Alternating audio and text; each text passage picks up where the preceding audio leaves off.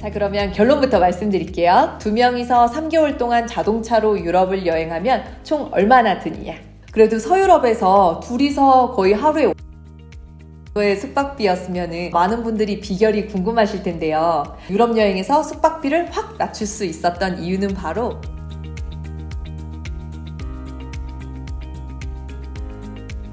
안녕하세요. 세계여행 중인 동아부부입니다. 자, 오늘은 저희의 유럽 3개월 자동차 여행에 대해서 총정리하는 시간을 한번 가져보려고 합니다. 사실 저희의 유럽 영상들을 그동안 많은 분들이 봐주시면서 나도 유럽 자동차 여행을 한번 도전해보고 싶다고 많은 질문을 주셨어요. 여행 정보에 대한 것도 물어보시고 각종 꿀팁이라든지 이런 것도 많이 문의를 주셨는데, 그래서 오늘 드디어 준비했습니다. 유럽을 자동차로 3개월 동안 여행하면은 비용이 얼마나 드는지, 그리고 생생한 경험담과 각종 꿀팁 등을 저희가 오늘 다 말씀드릴 테니까 저희 영상 끝까지 보시고서 알찬 여행이 되시길 바라겠습니다. 오늘은 특히나 가장 많은 분들이 궁금해하셨던 유럽 3개월 자동차 여행 총정리의 비용편입니다. 참고로 저희는 유럽을 워낙 좋아해가지고 이미 그 유럽의 유명한 관광지들은 많이 다녀봤었거든요. 그치. 그래서 저희는 이번에 이제 프랑스랑 포르투갈, 스페인, 안도라 이쪽에 이제 4개국의 소도시들을 돌아본 여행을 해봤었습니다. 프랑스는 알자스를 시작으로 총 36개 도시를 40일 동안 여행을 했었고요. 포르투갈은 9개 도시를 13박, 그리고 스페인은 23개 도시를 30박, 그리고 피레네 산맥의 안도라 2박까지 총 85박 86일을 여행했어요. 그리고 저희가 3개월 동안 운전을 11,000km 정도 했던 것 같아요. 운전한다고 고생 많았어요. 자, 그럼 유럽 3개월 여행 동안의 비용은 총 얼마나 들었을까요? 사실 유럽이 알려진 대로 물가도 워낙 높은 데다가 요즘은 가장 문제인 게 바로 환율이잖아요. 특히나 환율이 굉장히 높아져서 아마 유럽 여행 준비하시는 분들의 가장 큰 고민이 바로 이 비용 문제일 거예요. 그치. 근데 사실 이 여행의 비용이라는 것도 본인이 이제 여행 계획을 어떻게 하느냐, 또 어떤 스타일로 여행을 하느냐에 따라서 비용은 천차만별일 수 있으니까요. 일단 오늘 저희 영상 보시면서 저희의 여행 비용은 참고를 해주시고 여러분들에게 꼭 맞는 스타일의 여행을 계획하시면 좋을 것 같습니다. 자, 그러면 결론부터 말씀드릴게요. 2명이서 3개월 동안 자동차로 유럽을 여행하면 총 얼마나 드느냐. 2명에, 그리고 항공료는 제외했어요. 저희는 세계여행 중이기 때문에 한국에서 출발한 게 아니라서 총 3개월 동안 1,146만 2,570원이 들었습니다. 오, 괜찮은데? 이게 유럽 여행하면 무조건 비용이 많이 나갈 거라 생각하시는데 이 정도 금액이면 되게 괜찮은 것 같은데?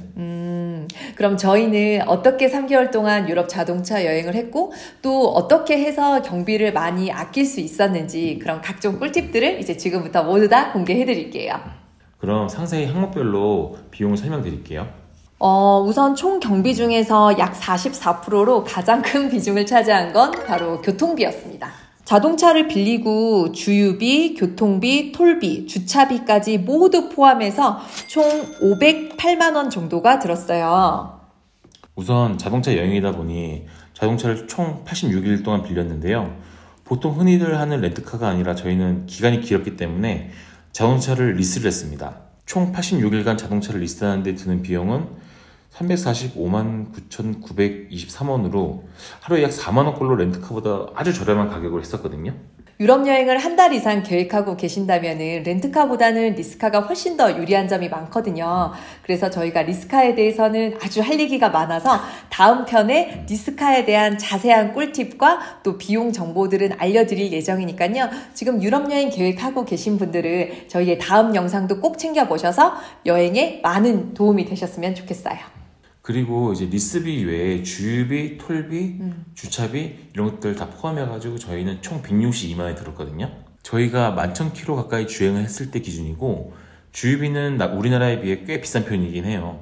이번에 다녀온 4개 나라 중에서는 프랑스가 1리터에 보통 1.8에서 2유로대, 그러니까 하나 약 2,500원, 3,000원 정도로 가장 높은 편이었거든요.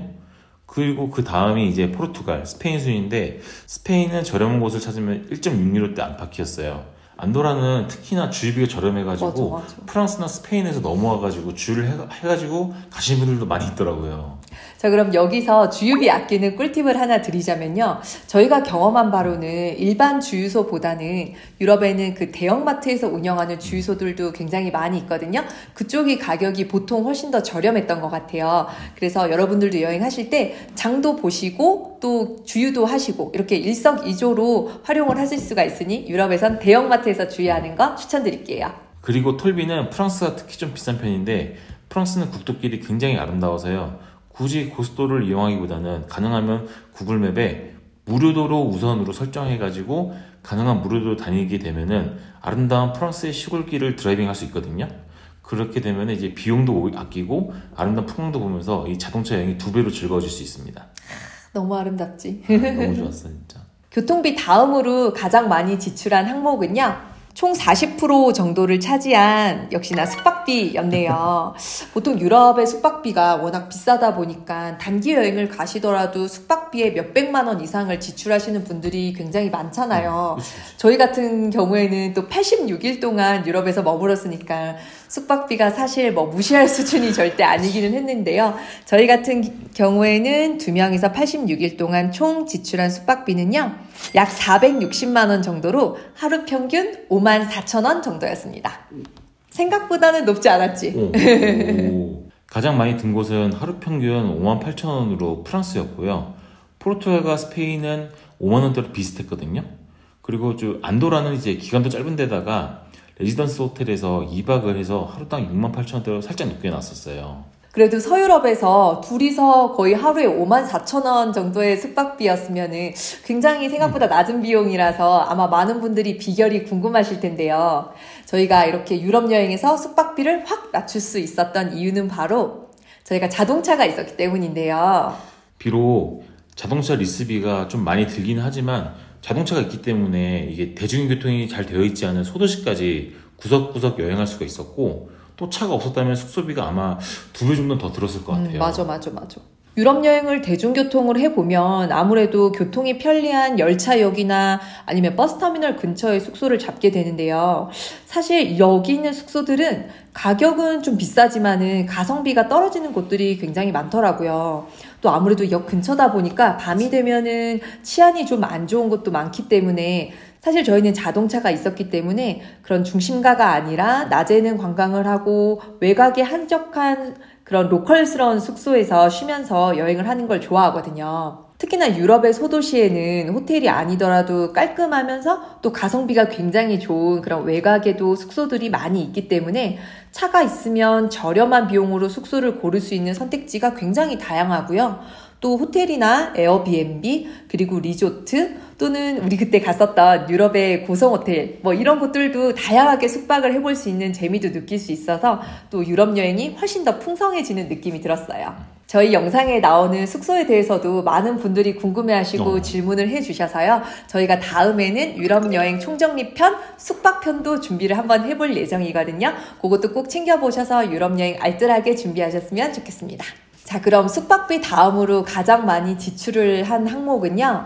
총 11%를 차지한 식비였어요. 식비는 총 86일간 이 금액 맞나? 총 132만 원 정도를 사용을 했고요. 하루 평균 15,000원밖에 사용을 안 했는데 저희도 두 눈을 의심할 정도였었어요. 우리가 그만큼 먹었는데도 생각보다 적게 나와서 되게 놀랬어. 프랑스에서는 보통 둘이서 레스토랑에서 외식하려면은 최소 10만 원 잡아야 되기 때문에 저희는 주로 집밥을 해 먹었거든요. 유럽은 외식비는 워낙 비싼 대신에 마트 물가는 우리나라보다도 저렴한 편이에요.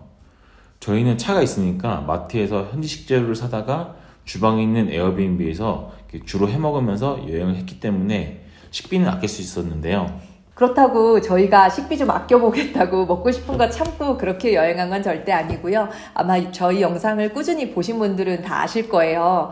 사실 유럽의 마트는 정말 가격은 착하면서 신선하고 맛있는 그런 식재료들이 정말 너무나도 많거든요. 프랑스의 빵이나 디저트는 정말 말 안 해도 너무 유명한 거 아시죠? 정말 풍미가 넘치는 버터, 그리고 치즈, 살라미, 올리브부터 해서 우리나라보다 훨씬 저렴한 과일이나 또 지역마다 유명한 와인도 정말 저렴하게 구할 수 있어서 거의 1일 1마트 가면서 마트 구경도 실컷 하고 또 신선한 식재료로 다양한 요리들을 만들어 먹는 재미가 있었어요. 그리고 저희는 유럽 여행을 많이 해봐서 그동안 유럽 레스토랑에서 먹어왔었던 요리들을 현지 재료를 사서 비슷하게 숙소에서 많이 해먹는 걸 좋아해가지고 프랑스에서는 홍합 요리도 해먹었었고 포르투갈에서는 문어 요리도 우리 문어 한상 세트 만들어 먹었었잖아. 그리고 스페인에서는 빠에야도 직접 만들어 먹기도 하고 또 타파스를 직접 만들어서 술이랑 같이 먹으니까 굳이 비싼 레스토랑 못지않게 가성비 있게 정말 현지 음식을 만들어 먹으니까 그 재미도 사실 쏠쏠했었잖아. 너무 좋았지.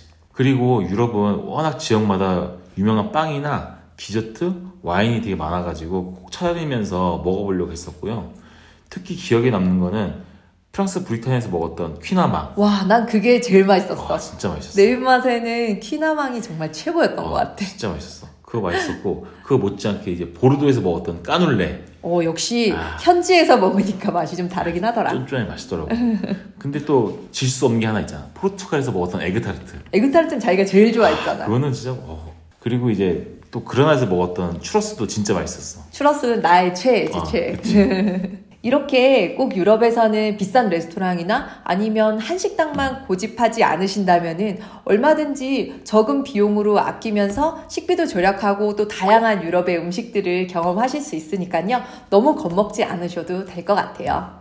마지막으로 기타 비용들인데요. 사실 숙박비나 교통비, 식비를 제외하고서는 사실 크게 든 비용은 많지는 않은데요. 보통 유럽 여행 오시면은 아울렛 쇼핑부터 해서 각종 기념품들 쇼핑을 굉장히 많이 하시는데 저희가 장기 여행자라서 쇼핑을 하고 싶어도 사실 짐이 되니까 참는 편이라서 쇼핑은 꼭 필요한 겨울 옷들만 사다 보니까 총 28만 원 정도만 지출을 했고요. 그리고 투어나 입장료들의 비용도 둘이서 약 한 10만 원 정도만 지출을 했어요. 이것도 아마 저희가 유럽 여행을 처음 온 게 아니라 유럽을 여러 번 와봐서 유명한 박물관이라든지 입장료가 많이 드는 그런 관광지는 이미 다 가봤기 때문에 그래서 좀 세이브가 많이 되었던 것 같고요. 그리고 보통 투어 비용도 굉장히 지출을 많이 하시는데 저희는 차가 있으니까 셀프로 찾아가서 저희끼리 이제 직접 가다 보니까 비용이 많이 들지는 않았고요. 다만 굉장히 낭만 넘쳤던 그 보르비콩트의 성의 캔들라이트 입장료랑 그리고 포르투갈 베나길에서 했던 그 정말 스릴 넘치는 보트 투어. 이거는 정말 가성비가 굉장히 좋아서 추천드려요. 자, 이렇게 해서 저희는 둘이서 총 3개월 동안 1,100만 원 정도의 금액으로 유럽 여행을 마쳤고요.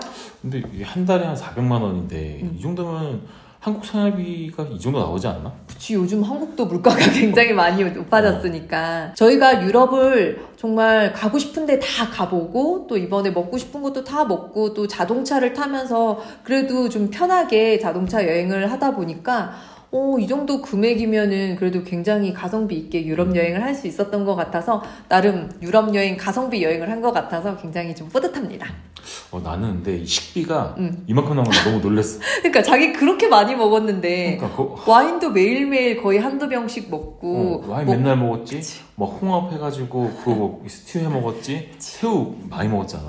그치, 유럽에 맛있는 건 그래도 이것저것 다 찾아다니면서 먹었는데 이 정도 금액이면 꽤 괜찮았던 것 같고 근데 나는 특히나 숙박비 나는 사실 내가 숙박을 찾아보다 보니까 사실 비용이 너무 높아서 스트레스를 많이 받긴 하지만은 그래도 막상 이렇게 시간이 지나고 보니까 그런 유럽의 다양한 숙소들도 경험하면서 이 정도 비용으로 총 86일간 지냈다고 하니까 굉장히 뿌듯한 것 같아요. 하루 54,000원 정도면 우리나라에서도 하루 54,000원이면 쉽지 않을 텐데 굉장히 가성비 넘쳤던 여행인 것 같습니다.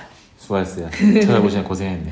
그래서 저희가 오늘은 이렇게 전체적인 유럽 여행 비용을 말씀드렸고요. 특히나 경비를 많이 아낄 수 있었던 부분인 자동차와 관련된 내용 그리고 하나는 숙박비 관련된 내용은 저희가 따로 영상에서 총 비용이라든지 어떻게 하면 좀 더 경비를 아낄 수 있는지 그런 팁들은 따로 영상을 만들어서 준비를 해볼 예정이거든요. 그래서 다음 영상도 기대를 많이 해주시면 좋을 것 같습니다.